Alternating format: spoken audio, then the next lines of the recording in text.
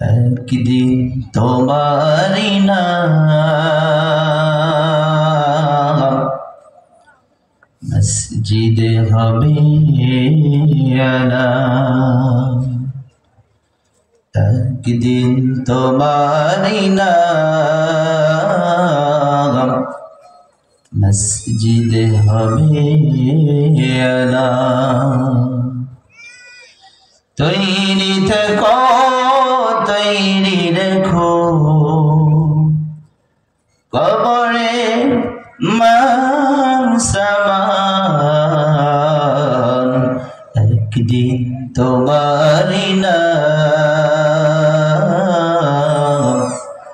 মসজিদে হবে আলাম।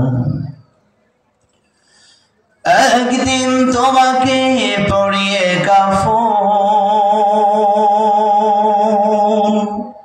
সঙ্গী স্বজন করবে দাফন। হঠাৎ চলে যাবে আদরের ধন, প্রিয় মা বাবা ভাসিয়ে নয়ন। তৈরি থেকো তৈরি রেখো সুন্নতি আমল ঈমান। একদিন তোমারি নাম মসজিদে হবে আলাম। একদিন তোমারি নাম মসজিদে হবে আলাম। একদিন তোমারি নাম মসজিদে হবে আলাম। একদিন তোমারি নাম মসজিদে হবে আলাম। তৈরি থেকো তৈরি রেখো কবরে মান সামান। একদিন তোমারি নাম মসজিদে হবে আলাম। একদিন তোমাকে পড়িয়ে কাফন সঙ্গী স্বজন করবে দাফন। হঠাৎ চলে যাবে আদরের ধন, প্রিয় মা বাবা ভাসিয়ে নয়ন। তৈরি থেকো তৈরি রেখো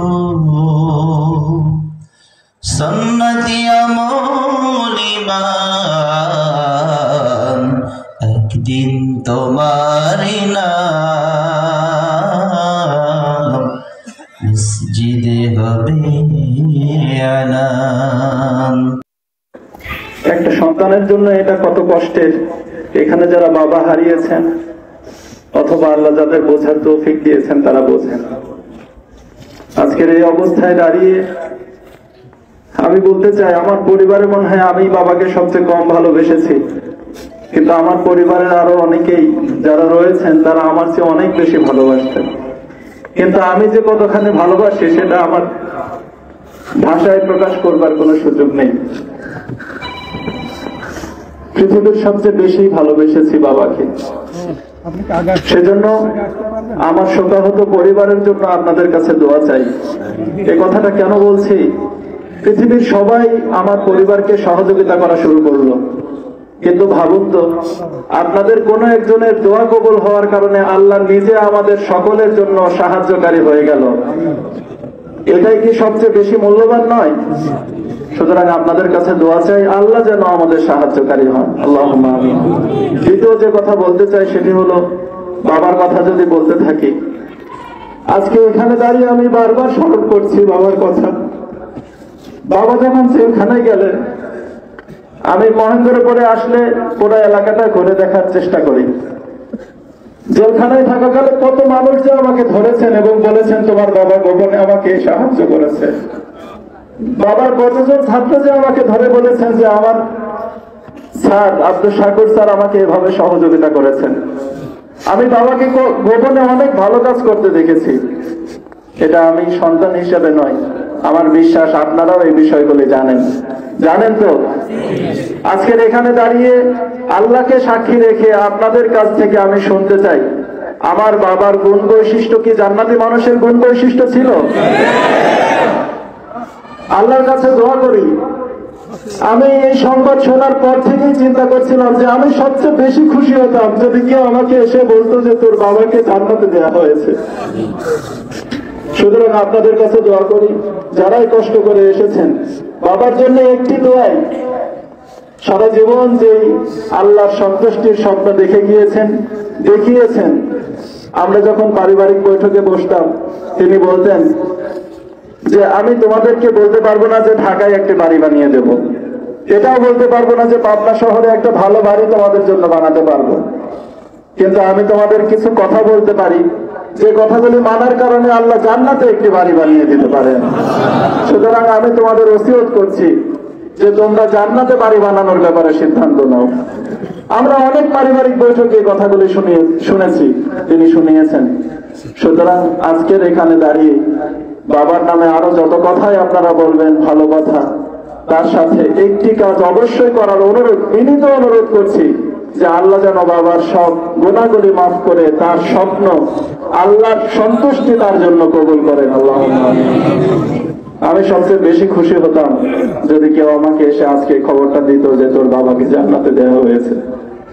আমি সর্বশেষ যে কথা বলতে চাই, আজকের এখানে দাঁড়িয়ে আমি যদি তাকাই, আমি দেখতে পাচ্ছি রাষ্ট্রের সর্বোচ্চ কর্মকর্তা থেকে একেবারে গ্রামের মজুর পর্যন্ত, যাকে আর কেউ চেনে না, সকল মানুষ এখানে উপস্থিত হয়েছে।